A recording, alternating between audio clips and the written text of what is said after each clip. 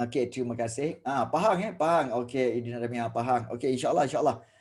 Kalau cikgu akan ke negeri-negeri berkenaan, cikgu akan umumkan kehadiran cikgu. So mana tahu kita boleh minum-minum dulu ke kan.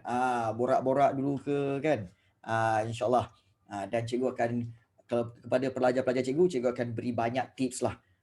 Bagaimana untuk belajar sejarah. Ya, ngopi kat kedai. Insya-Allah insya-Allah. Dini Hazirah, nanti kita minum. Hari tu dah lah hantar buku tak sempat nak bergambar kan. Nanti kita minum-minum kan. Dan cikgu akan belanja fries seorang sebatang. Okey, baik. Kita teruskan. Okey. Okey, fries seorang sebatang Okey, untunglah sebatang. Lah. Okey. Kita lihat cabaran selepas pembentukan Malaysia. Kita telah belajar hari itu iaitu berkaitan dengan cabaran-cabaran yang dilalui seperti mana yang cikgu telah maklumkan sebenarnya selepas kita membentuk Malaysia, ini bukan cerita Hindustan. Cerita Hindustan selepas dia kahwin kan, oh happily ever after. Ya, happily ever after. Itu Hindustan lah. Ini bukan Hindustan. Jadi ini memang selepas pembentukan Malaysia dia akan ada cabaran dalaman Malaysia. Kuch hotahe. Kuch hotahe kau. Apa maksud kuch hotahe? Tahu tak? Okey. Apa maksud hotahe? Apa maksud dia? Siapa tahu? Okey, tak tahu kan? Kuch hotahe maksudnya apa? Degup-degup di jantungku. Okey, degup-degup di jantungku. Okey. Okey. Baik, syarap. Okey, kita tersambung. Jom kita belajar. Okey, hari itu kita dah belajar tentang cabaran dalaman Malaysia dan yang pertama sekali iaitu cabaran pembangunan dan sosioekonomi di Sarawak. Di mana cabarannya bila dah masuk Sabah Sarawak dalam Malaysia iaitu bagaimana untuk pelbagaikan kegiatan ekonomi, bagaimana nak majukan sistem perhubungan dan juga pengangkutan dan juga bagaimana nak majukan sistem pendidikan di Sabah dan Sarawak. Jadi itu cabaran dalam pembangunan sosioekonomi di Sarawak dan Sabah. Kemudian kita belajar yang kedua iaitu cabaran politik di Sarawak di mana berlakunya krisis perlembagaan di Sarawak di mana krisis ini menyebabkan Stephen Kalong Ningkan telah mendapat undi tidak percaya. Di sini jadi menyebabkan darurat diisytiharkan dan Stephen Kalong Ningkan telah digantikan dengan Tawi Sili sini. So itu cabaran politik di Sarawak. Dan yang ketiga, cabaran perpaduan kaum di mana kita tahu bahawa apabila Sabah dengan Sarawak masuk ke dalam Malaysia, kita tahu bahawa Sabah Sarawak banyak suku-suku kaum. Ada Murut, Kadazan, Iban dan pelbagai lagi. So bagaimana nak satukan? Kita dalam kelas ni pun kita ada 52 orang kan. Nak satukan pun payah. Rambut sama hitam, hati lain-lain. Setuju tak? Kan. Ini pun satu masalah juga kan. Tapi inilah cabaran.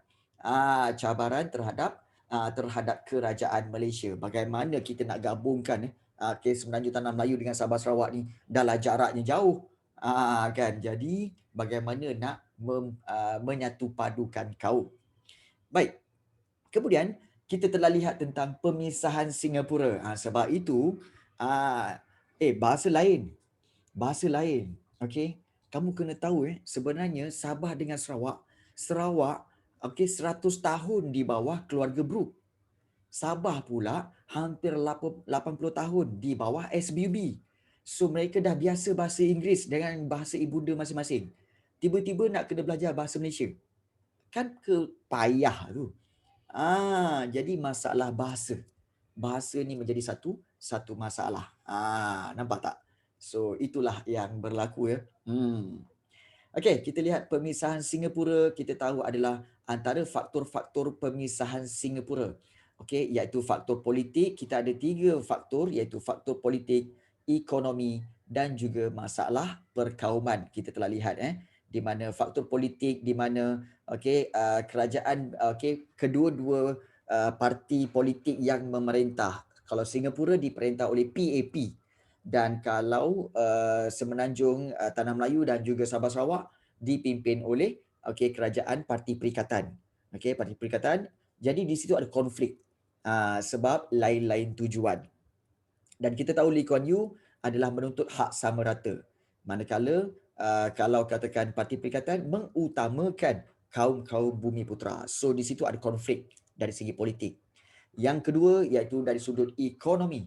Di mana kalau kita tengok daripada sudut ekonomi, Singapura menuntut untuk pembukaan pasaran yang bersama dan juga Singapura mahu mengenakan kadar faedah terhadap pinjaman pinjaman oleh kerajaan persekutuan. Kita telah cerita pada minggu lepas dan juga seterusnya ialah masalah perkauman di mana berlaku rusuhan kaum di Singapura akibat daripada menuntut persamaan hak bagi semua kaum. Sini berlakulah rusuhan kaum. Baik, kita telah berhenti di situ.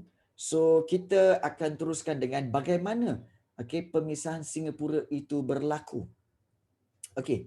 Baik, pemisahan Singapura ini berlaku bermula daripada apa tahu, iaitu pada 29 Jun 1965. Ingat pada tahun 1965 sebab kita tahu bahawa Malaysia telah dibentuk pada tahun 1963, betul? 1963. Selang 2 tahun kemudian je, Tun Abdul Razak telah berunding dengan Lee Kuan Yew. Namun rundingan ini gagal. Gagal dan Tunku Abdul Rahman Putra Al-Haj telah mengarahkan Tun Abdul Razak bermesyuarat dengan beberapa menteri seperti Dr. Ismail Abdul Rahman, Tan Siew Sen dan juga VT Sambanten untuk berbincang tentang pemisahan itu. So pada 1 Julai telah bincangkan pemisahan itu dan akhirnya mesyuarat khas Kabinet Malaysia setuju untuk rancangan pemisahan itu. Dan pada 7 Ogos 1965, Tunku Abdul Rahman dan juga Lee Kuan Yew menandatangani persetujuan untuk Singapura keluar daripada Malaysia. Dan pada 9 Ogos 1965, Tunku Abdul Rahman pun membawa usul pemisahan ini ke dalam Parlimen Malaysia. Dan Parlimen pun luluskan rang undang-undang pemisahan Singapura. So pada waktu itu, dikatakan bahawa Tunku Abdul Rahman sebenarnya memikirkan bahawa itulah satu-satunya kaedah yang paling baik untuk menguruskan Singapura. Kan? Tetapi kalau daripada satu sudut, ianya tidak bagus kerana kerana ia akan dicontohi oleh negeri-negeri lain. Contoh, katakanlah kalau katakan Johor kata, kami tak setuju dengan apa yang dikeluarkan, bagaimana yang diuruskan oleh kerajaan persekutuan. Adakah patut kerajaan Johor juga akan menuntut untuk bebas daripada Malaysia? Cuba fikirkan. Dan kalau kita fikirkan, kalau Singapura, dia orang akan buat alasan apa tahu? Kalau Singapura boleh minta keluar, Johor pun mungkin boleh. Bagaimana pula dengan Selangor? Nampak tak? Jadi pada pendapat Cikgu lah, tindakan ini sebenarnya adalah tidak patut. Kerana apa? Kerana kalau kita lihat masih ada kaedah. Nanti semua kena pasport. Selangor pergi Perak pun kena pasport, Selangor pergi Negeri Sembilan pun kena pasport. Jadi satu problem pula kan. Jadi tak larat betul, nak pergi Pahang, nak pergi Genting Highland pun kena pakai pasport. Kan. Jadi sepatutnya benda ni tidak berlaku lah. Ada banyak kaedah-kaedah lain. Tapi mungkin Tunku Abdul Rahman pada waktu itu telah membawa usul pemisahan ini sebagai satu cara yang terbaik untuk memisahkan Singapura daripada Malaysia. Dan mungkin inilah dikhawatiri kalau negeri-negeri lain akan buat perkara yang sama, iaitu cuba untuk keluar daripada Malaysia. Sebab itu baru-baru ini ada usaha-usaha untuk untuk menselangurkan negeri-negeri lain. Contohnya kan kita lihat hari tu Nilai, tiba-tiba Nilai jadi Selangor. Kemudian baru-baru ni Seremban jadi Selangor. Menselangurkan menselangurkan kan. Jadi sampai Seremban jadi Selangor. Uish, Wah, Selangor luaskan kuasamu Selangor luaskan kuasamu. Hebat. Tapi itu hanyalah rumor sajalah okey. Baik, jangan diambil berat tak adalah idea macam tu kan. Baik. Baik, kita lihat cabaran yang pertama iaitu cabaran tentang perpaduan dan juga cabaran daripada Sabah dan Sarawak. Yang kedua, cabaran pemisahan Singapura. Yang ketiga, ancaman komunis. Ya Allah. Ingatkan ancaman komunis ini telah pun tamat semasa kita belajar bab 6 tingkatan 4 dulu. Ingat lagi tak? Bab 6 tingkatan 4. Iaitu tentang ancaman komunis. Ingat lagi tak? Ingat lagi tak? Okey, ingat. Ingat bagus, ingat. Okey, please tolonglah ingat. Janganlah buat seperti kata pepatah, barang yang lepas jangan dikenang. Jangan buat macam tu. Okey. Ini dalam sejarah barang yang lepas wajib kenang. Okey, wajib kenang. Ingat tu. Okey. Okey. Jadi bagi anjing tersepit pintu. Apa? Tang mana pula Dini Azira ni? Okey. Aduh yai. Bukan. Oh, bukan. Apa tu? Bukan. Tak, lupakan. Oh, okey. Okey. Okey. Patah tumbuh hilang bergantilah. Patah tumbuh hilang berganti. Tiba-tiba tanya, apa tu? Tak, cikgu teringat dinding sekolah. Okey, ada okey, dinding sekolah ada kata-kata macam tu kan, kata-kata hikmah. Kan. Teringat. Okey, baik. Nampak sangat lain sepatu. Itulah pasal. Okey. 6.3. Menangani ancaman komunis. So kita lihat di sini ya. Okey, ancaman keselamatan di Sarawak di mana gerakan komunis ni kita tahu dah mula sejak pendudukan Jepun lagi oleh CCO iaitu satu kita kata pertubuhan ya. Okey, cikgu teringatkan diri sekolah. Okey. Baik. Bahagian pertama dan bahagian ketiga di Sarawak telah menjadi sasaran utama komunis. So komunis telah melakukan kegiatan serangan dan subversif. Maknanya kegiatan sabotaj terhadap orang awam. Dan antara bentuk ancaman dia kalau kita lihat iaitu seperti gerakan politik di Sarawak di mana kalau kita lihat di sini mereka ni subversif ni maknanya adalah gerakan kita kata gerakan yang radikal dan bertujuan untuk mensabotaj, untuk merosakkan. Tapi itu memang komunis.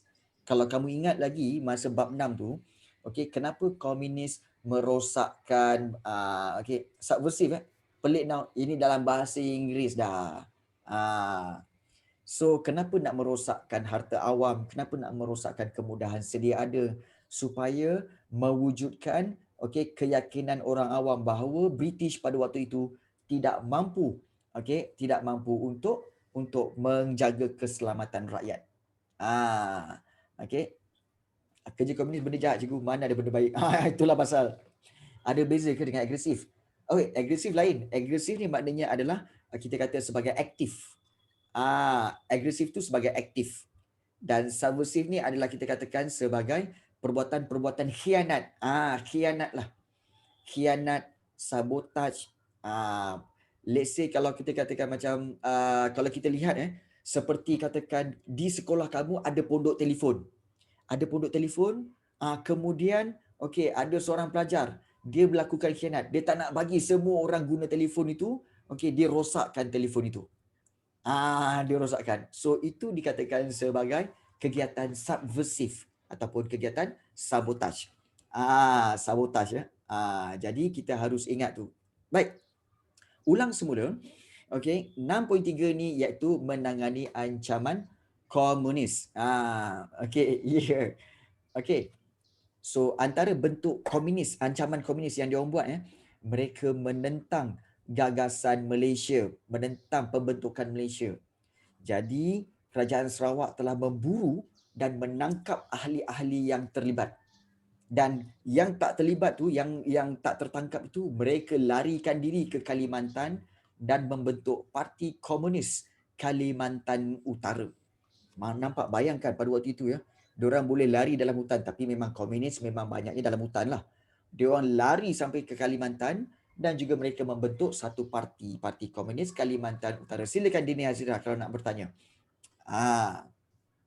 Baik. Boleh tulis je boleh tulis soalan tu. Macam mana diorang dah lari kan. Kemudian lepas tu bentuk parti pula. Sebenarnya mereka melarikan diri ke Kalimantan dan kita tahu bahawa Kalimantan tu dah masuk Indonesia. Dah masuk Indonesia. So mereka cross the border, lari dalam hutan, kemudian sampai ke bandar, mereka berkumpul dan mereka membentuk sebuah parti politik iaitu Parti Komunis Kalimantan Utara. Macam mana diorang lari? Macam mana kamu lari, macam tu dia lari. Macam mana kamu lari? Macam ni kan? Macam tu lah dia lari. Okay. Kalimantan tu bukan Sabah. Kalimantan tu di bawah tu. Yang di bawah, yang Indonesia tu. Itu Kalimantan. Okay, Kalimantan.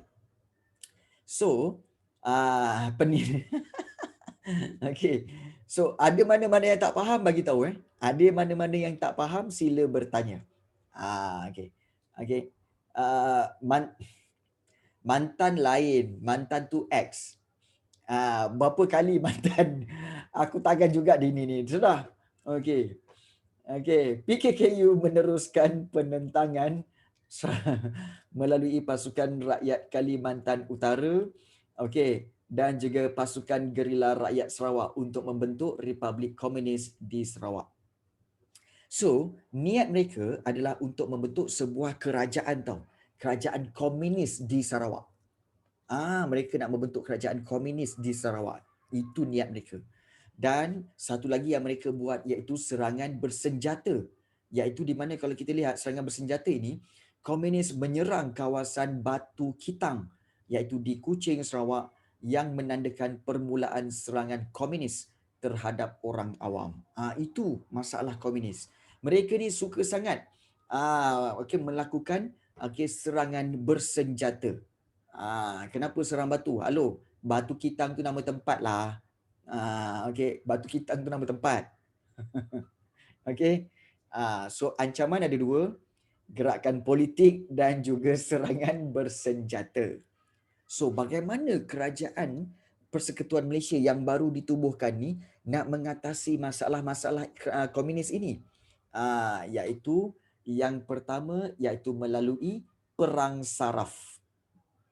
Yang pertama melalui perang saraf, iaitu bagaimana perang saraf ini kita lihat pihak berkuasa mengadakan perhimpunan awam, kemudian memberikan kesedaran kepada orang-orang yang berkumpul itu tentang apa tahu?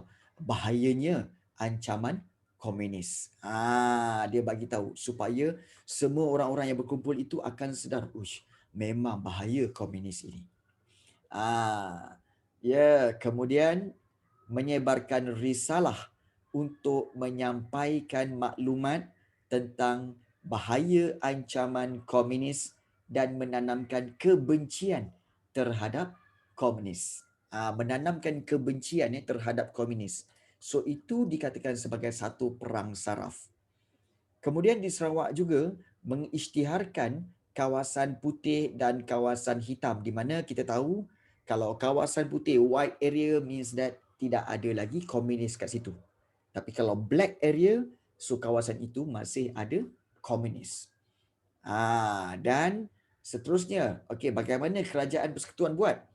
Iaitu program pengampunan kepada anggota komunis. Memberikan pengampunan kepada anggota komunis. Ya ampun, bak kata Dini Hazira kan. Program pengampunan kepada anggota komunis. Nampak tu? Baru keluar. So pembangunan pembangunan infrastruktur dengan menyediakan kemudahan perhubungan yang lebih baik kepada para penduduk. So apabila orang ramai dimaklumkan tentang bahaya ancaman komunis, kemudian juga sebarkan risalah tentang komunis ini memang berbahaya dan patutnya dibenci oleh semua rakyat, maka apabila semua rakyat Sabah Sarawak membenci komunis, ini adalah menyebabkan komunis rasa tertekan dan mereka rasa tidak mendapat sokongan. Jadi ini melemahkan mereka. melemahkan mereka ya. Kenapa dia buat program pengampunan cikgu? Supaya okey anggota komunis ini akan keluar daripada hutan dan menyerah diri. Bila menyerah diri, maka kerajaan akan kata apa? Okey, kami mengampunkan kamu dan kamu boleh menjadi rakyat biasa. Nampak tak? So itulah program pengampunan kepada anggota komunis. Okey. Bijaknya dia orang, bukan bijaknya cikgu, bijaknya dia orang. Okey. Okey. Baik. Kemudian satu lagi kaedah untuk mengatasi ancaman komunis iaitu iaitu yang kedua, operasi ketenteraan, di mana ada 3 jenis operasi. Okey, iaitu operasi Hammer Sarawak di bahagian pertama, operasi Rascom di bahagian ketiga dan operasi Seri Aman di bahagian kedua. So kalau kamu nak ingat, just ingat apa tahu? Operasi Hammer dan juga operasi Rascom, serta operasi Seri Aman. Dan tiga-tiga operasi ini adalah untuk apa? Untuk menangani ancaman komunis. Itu. Sebab itu orang-orang Sabah kan, Sabah dan Sarawak, kalau diorang suka tagline apa? Pantang mundur kecuali operasi. Zero. Itu lain. Okey. Baik. So itu lain okey. Baik. Okey. Ayat zero tu cikgu. Itulah pasal. Okey. So, kita lihat operasi Hammer sebagai contoh. Operasi Hammer, apa yang dia orang buat? Iaitu operasi Hammer Sarawak ini, ancaman komunis di Sarawak telah membangkitkan semangat penentangan daripada penduduk tempatan. Sebab apa tahu? Sebab komunis ini telah membunuh orang awam. Ini yang kita tak mahu. Sebab kamu harus ingat, komunis ini, salah satu kaedah untuk menerapkan ideologi komunis adalah dengan kekerasan. Siapa yang tak nak terima ideologi ini akan ditangkap ataupun dibunuh ataupun diseksa. Jadi ini satu masalah kepada ideologi komunis. Jadi kerajaan menggunakan kaedah yang sama yang diguna pakai dalam rancangan BRICS untuk dilaksanakan di Sarawak, dan rancangan ini berbentuk memenangi hati rakyat. Kena enjoy, kata cikgu. Okay. Yes. So kalau kita lihat bagaimana operasi Hammer ini, iaitu pertama sekali, kata kunci bagi operasi Hammer ini iaitu apa tahu? Mendirikan pertempatan baharu untuk seramai 7,500 orang. Dan dalam tempoh 3 hari, bukan 3 gari, 3 hari. 3 gari tak cukup. 3 gari je tak cukup sebab komunis ramai. Typo teruk. Dalam tempoh 3 hari, bukan 3 gari, seramai 1,200 keluarga yang kebanyakannya berketurunan Hakka diarahkan berpindah ke 3 kawasan penempatan baharu sepanjang Jalan Kuching dan Serian. Dah tak hujan ni cikgu. 3 gari dah tak hujan ni cikgu kat JB. 3 gari aku gari juga kau nanti. Dah. Baik.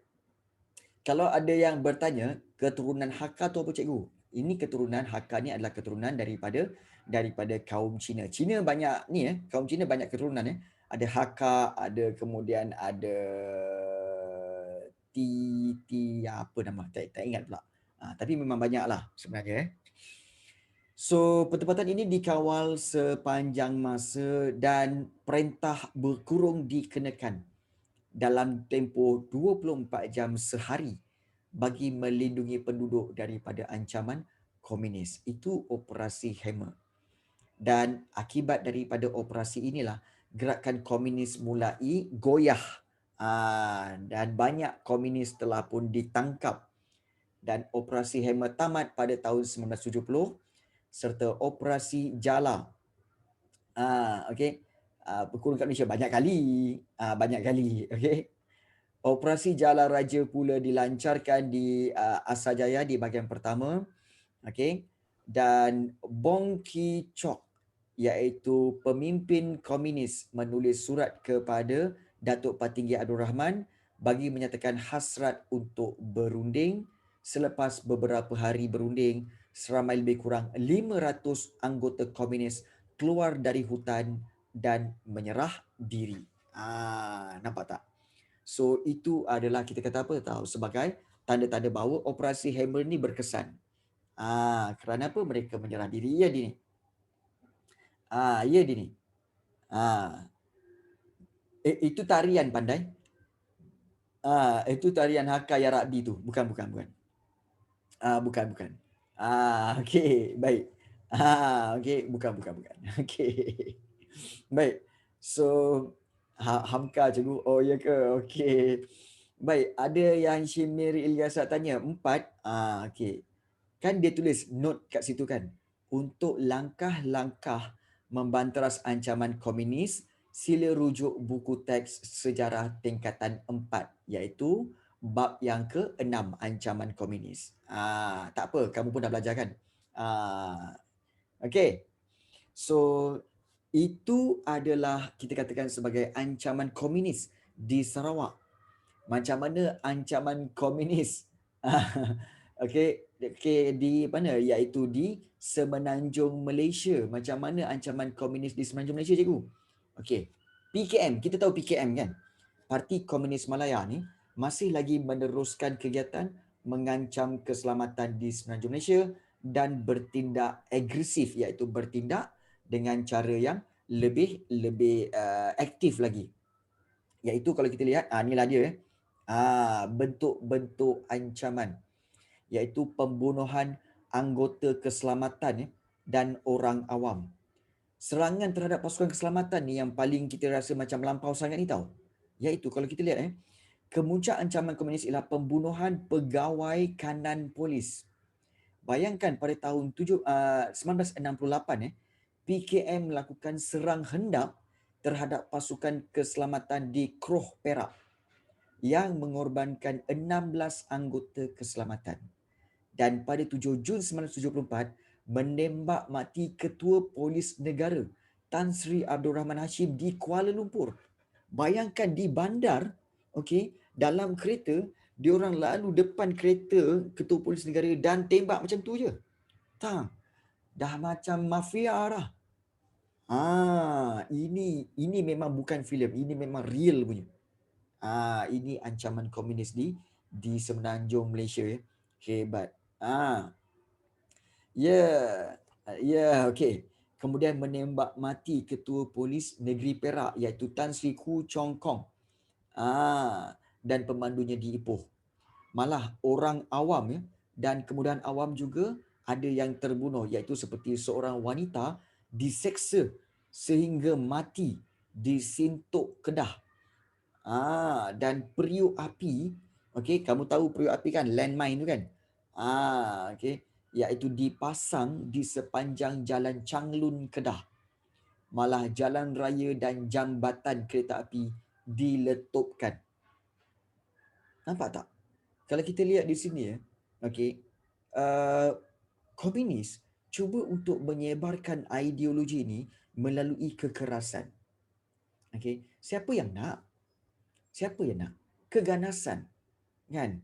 Periuk api tu apa cikgu? Periuk api, landmine yang letak ditanam di atas jalan raya, kemudian bila kamu pijak, meletup. Dengan kamu sekali meletup.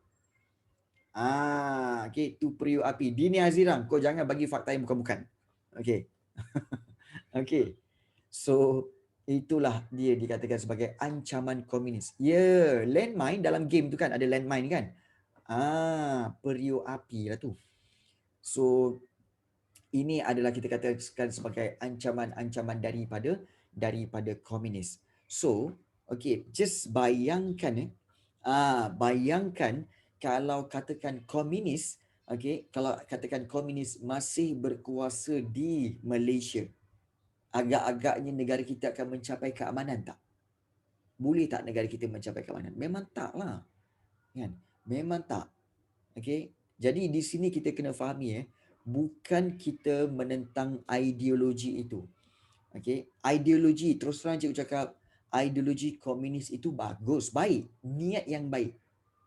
Okey, iaitu membentuk masyarakat yang sama taraf, tidak ada yang kaya, tidak ada yang miskin. Okey, kemudian semua harta milik negara, negara yang akan bahagi-bahagikan kepada rakyat. Bagus idea tu. Tetapi kenapa mesti menggunakan kekerasan? Yes, niat tak menghalalkan cara, betul. Okey, bayangkan kalau kamu dipaksa untuk menyukai seseorang, kamu nak? Kamu nak? Kan? Dia paksa kamu, sukalah aku, sukakanlah aku. Tak nak. Memang tak nak. Memang tak nak. Kan? Cikgu macam cikgu tak nak. Kan? Hari tu Ukasha Semros apa, cikgu tak nak. Tak payah, tak payah, tak payah. Tak apalah, tak apa, tak apa. Kan? Tak nak, tak apa. Kan? Ukasha. Contoh. Okey, hot sangat. Panas. Hot tu panas. Panas. Okey. Okey, sian ke Madli. Aduh. Hot sampai terbakar. Itulah. Dan okey, yang paling hebat kalau kita lihat di sini okey, dahlah pembunuhan anggota keselamatan dan orang awam. Okey, tugu negara dibomnya. La ilaha illallah, apa masalah kau ni? Apa masalah kau ni komunis? Tugu negara kau bom pahal. Kan? So kalau kita lihat PKM telah meletupkan tugu negara di Kuala Lumpur. Memang pecah, tumbang tugu tu. Tumbang tugu tu, kena buat yang baru. Okay. Dan ini telah menimbulkan kemarahan rakyat. Ya, betul. Okay. Terhadap komunis dan menuntut kerajaan mengambil tindakan tegas. Okay. Termasuklah mengenakan Akta Keselamatan Dalam Negeri. Ya, yang sekarang ni barulah. Okay. Tunggu sekarang tak ori tu. Ya, betul. Nampak tak? Sampai tugu negara pun dibom. Masalahnya, tugu negara tu bukan kacau kau pun. Tugu negara tu tegak kat situ je. Yang kau pergi bom dia kenapa? Apa masalah kau? Kan? Kan? Ini kalau jumpa depan-depan ni, lempang-lempang je ni. Kan? Mental dia rosak. Semua orang kat tugu tu. I see. Dia tugu negara tak kacau kau pun. Dia tegak macam tu kan? Kan? Dia kau pergi bom ni kenapa? Alah. Kan? Tak tengok benda diam. Itulah masalahnya kan. So kita lihat di sini, inilah dikatakan sebagai ancaman keselamatan di Semenanjung Malaysia. Pembunuhan anggota keselamatan dan orang awam. Kemudian juga pengeboman tugu negara. Ya Allah kan. Takut hidup. Apa Aziz? Kau ingat tugu negara tu boleh hidup? Okay. Kau jangan buat pasal. Okay. Okay. Baik. Sumpah. Okay. Jadi, apakah strategi yang kerajaan buat untuk mengatasi masalah ini? Untuk mengatasi masalah ini, iaitu kerajaan telah melakukan beberapa kaedah. Pertama sekali iaitu strategi counter insurgency, iaitu yang dipanggil COIN, iaitu apa yang dia buat? Iaitu usaha keselamatan dan pembangunan untuk memenangi hati dan fikiran rakyat bagi menyokong agenda dan dasar kerajaan untuk memerangi komunis. So, apakah strateginya? Kerjasama. Apa yang penting? Kerjasama. Betul? Kan? Jadi, kerjasama antara pasukan keselamatan, ahli politik dan juga agensi-agensi kerajaan mesti bekerjasama. Okay. Sebab itu kalau kita lihat kan, apa yang penting? Kerjasama kan. Itu diwakili oleh 3 binatang tu.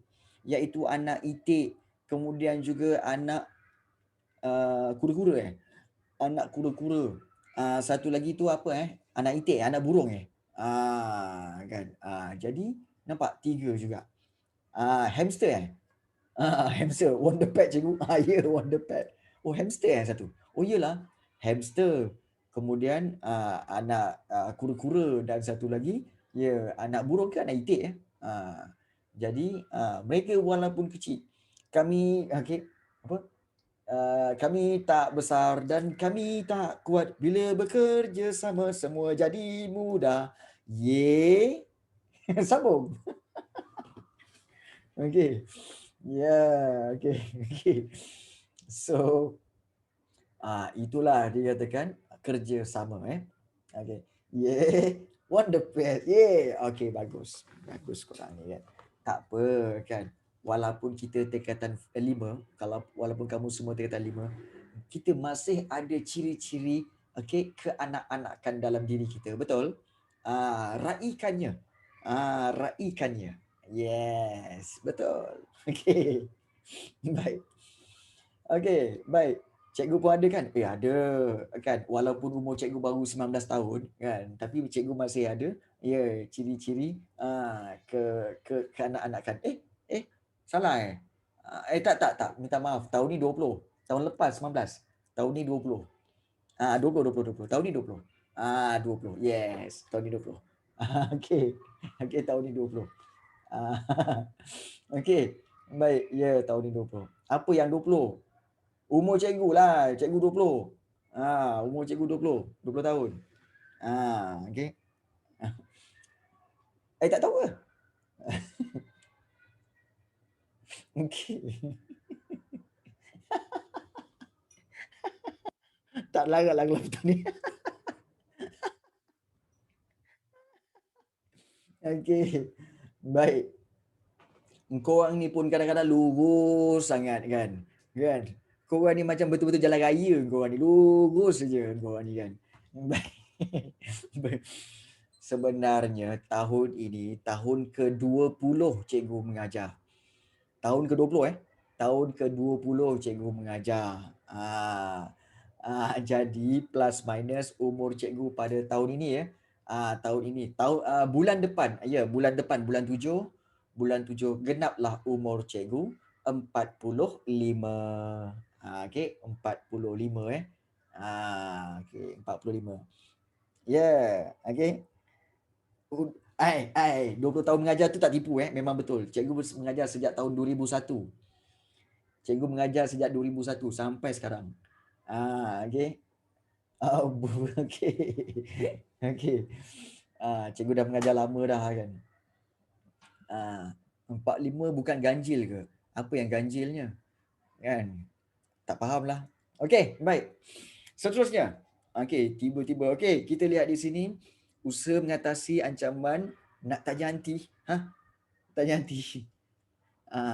Baik, cikgu tahu korang semua dah 17 tahun belajar. Lagi mau bagi tahu ke? Anti ada kat dalam. Okey, wife cikgu ada kat dalam. Kau jangan panggil-panggil. Sudah. Okey. Perjanjian. Okey, usaha mengatasi komunis. Yang pertama iaitu kalau kita lihat ini adalah strategi counterinsurgency ataupun COIN. Yang kedua iaitu perjanjian kerjasama sempadan. Iaitu usaha-usaha untuk membanteras komunis menghadapi masalah. Kerana apa? Kerana mereka membina khemah di luar sempadan negara. Maksudnya, komunis ini kebanyakan mereka diorang punya base diorang, diorang punya camp-camp diorang sebenarnya berada di luar sempadan Malaysia. Seperti di hutan-hutan di Thailand ataupun hutan-hutan di Kalimantan. So, ini adalah satu masalah bagaimana untuk menangkap mereka sebab askar kita tidak dibenarkan untuk cross border masuk suka hati tentera kita masuk ke dalam hutan Thailand untuk menangkap komunis. Memang tak dibenarkan. Dan itu adalah salah. Jadi bagaimana untuk mengatasinya iaitu mengadakan persefahaman ataupun perjanjian antara kerajaan Malaysia dengan kerajaan Thailand melalui perjanjian kerjasama sempadan bagi memerangi komunis pada tahun 1976 di Thailand. So apa yang mereka setuju? So how did they get to KL without getting caught? Alah, macam kamu tak tahu Danish. most of komunis ini adalah mereka rupa mereka seperti orang Cina biasa, orang Cina tempatan. Jadi bila mereka pakai baju biasa pun semua, so orang akan ingat dia adalah penduduk Cina tempatan. Jadi mereka akan pinjam kereta daripada siapa atau curi kereta daripada mana-mana dan mereka drive sampai ke Kuala Lumpur dan mereka akan melakukan spying ataupun merisik, okey, ataupun membuat kajian dulu, okey, kat mana ketua polis negara lalu dan siapakah ketua polis negara. Nampak tak? Yes. Komunis memang sebenarnya diajar tentang kaedah-kaedah begini untuk menyamar menjadi orang biasa. Sebab itu kita lihat bahawa banyak keganasan yang berjaya mereka lakukan kerana mereka berjaya menyusup untuk menjadi orang tempatan di dalam negara kita. Yes, okay. Baik. Jadi antara Malaysia dengan Thailand, apa yang mereka buat? Okey, apakah yang kerajaan buat? Iaitu membina pagar sempadan serta operasi bersama. Maknanya mereka memasang pagar-pagar sempadan di sempadan antara Malaysia dengan Thailand tu pagarkan, okey, supaya mereka tak boleh cross dan juga mereka melakukan operasi bersama bagi membanteras lokasi-lokasi komunis di dalam hutan. Dan pada akhirnya perjanjian Hat Yai antara PKM Malaysia dan Thailand, kalau tak salah juga pada tahun 1989, PKM akhirnya bersetuju untuk bubarkan unit bersenjata, kemudian musnahkan segala senjata api, kemudian bahan letupan dan jerangkap samar. Untuk apa? Sebab mereka rasa apa? Okey, cukuplah. Kami dah usaha dan kami surrender. Kami dah tak nak lagi berjuang untuk komunis lagi. So mereka pun menamatkan perjuangan itu. Okey. Ya, okey. Perjanjian Hat Yai ini mereka setuju. Yang tak setuju iaitu perjanjian Baling. Perjanjian Baling tu ya, di antara Tunku Abdul Rahman dengan Chin Peng, dengan Rashid Maidin, kan, pemimpin-pemimpin PKM tu, yang itu mereka memang tak setuju. Tapi kali ini pada tahun 1989 mereka telah pun bersetuju. Nampak tak? Okey. Ini sedikit informasi berkaitan dengan operasi Hammer dan beberapa operasi yang lain. Baik, apa itu jerangkap samar? Okey, bagus, ada soalan. Apa itu jerangkap samar? Jerangkap samar ni sebenarnya dalam kata lain dipanggil booby trap. Is it? Betul tak? Kepada para pelajar yang main PUBG ke ML ke, betul tak? Okey, jerangkap samar iaitu ianya dipanggil booby trap, di mana kita tak tahu pun di situ ada kita kata sebagai ada trap kat situ. Okay, yeah. Oh, booby trap, yes. So bila kita lalu kat situ, tiba-tiba senjata tiba-tiba menikam kita ataupun tiba-tiba situ ada bom. Jadi itu dipanggil jerangkap samar. Jerangkap samar jadi PKM memang banyak tanam jerangkap samar dan bahan letupan di dalam hutan. Gilisu tu apa? Jangan tanya cikgu. Cikgu tak main PUBG. Korang ni kan. Orang tengah cerita PKM, korang cerita PUBG. Okey. Kalau korang hebat sangat PUBG kan, cikgu cabar korang lah. Kalau korang main hebat sangat kan, korang pergi Israel lah. Korang pergi ke Palestin, okey, dan korang berjuang untuk mereka. Boleh?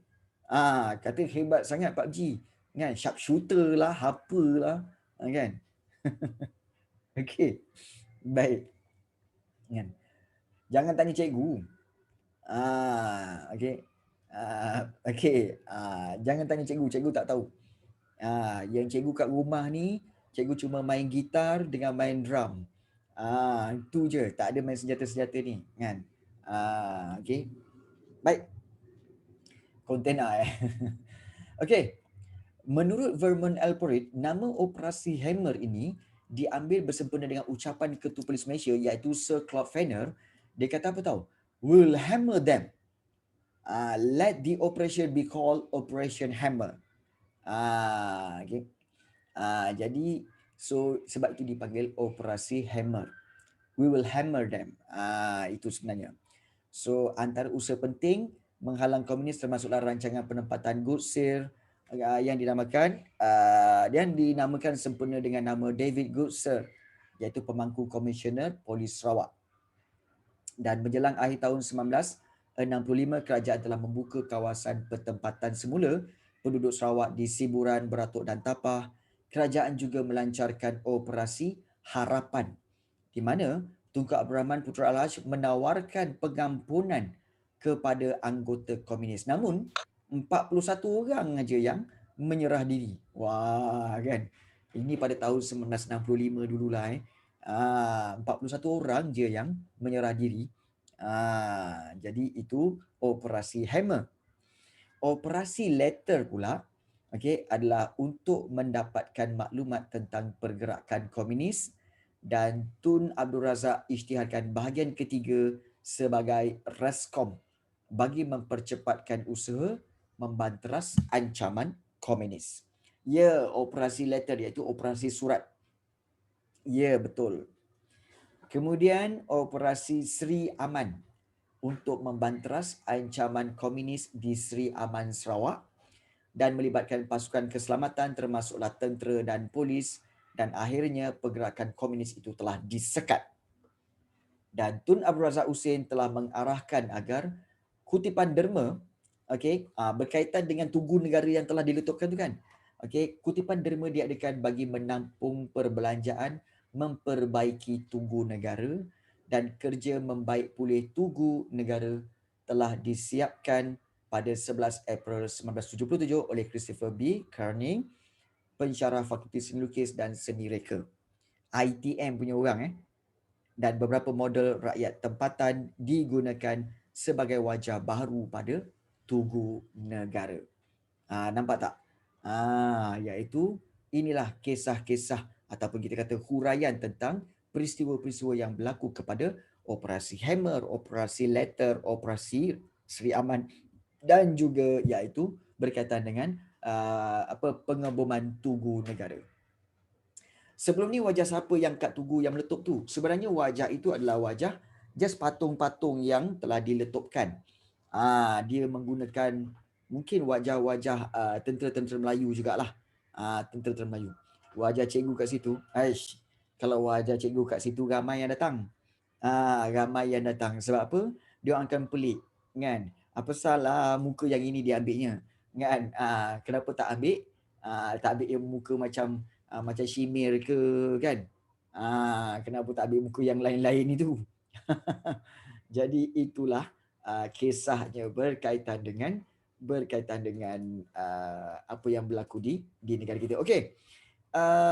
Sebelum kita pergi kepada huraian semula, cikgu suka untuk cikgu berkongsi.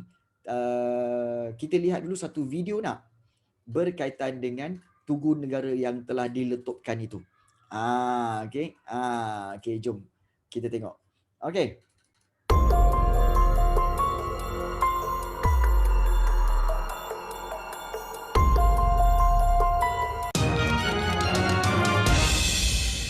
Sekiranya bermanfaat, jangan lupa untuk tekan subscribe dan butang loceng bagi update terbaru video-video dari channel ini.